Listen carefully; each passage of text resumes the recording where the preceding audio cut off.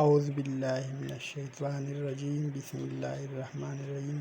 صحیح بخاری کی حدیث پاک ہے، نبی کریم صلی اللہ علیہ وآلہ وسلم نے فرمایا کہ مومن کی مثال پودے کی سب سے پہلی نکلی ہوئی ہری شاخ جیسی ہے کہ ہوا اسے کبھی جھکا دیتی ہے اور کبھی برابر کر دیتی ہے، اور منافق کی مثال صنوبر کے درخت جیسی ہے کہ وہ سیدھا ہی کھڑا رہتا ہے اور آخر ایک جھونکے میں کبھی اکھڑ ہی جاتا ہے۔ اور زکریا نے بیان کیا کہ ہم سے سعد نے بیان کیا، ان سے ابن کعب نے بیان کیا، ان سے ان کے والد ماجد محترم المقام کعب رضی اللہ تعالیٰ عنہ نے نبی کریم صلی اللہ علیہ وسلم سے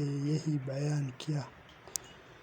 مزید اسلامک ویڈیوز دیکھنے کے لیے چینل کو سبسکرائب کریں۔ شکریہ۔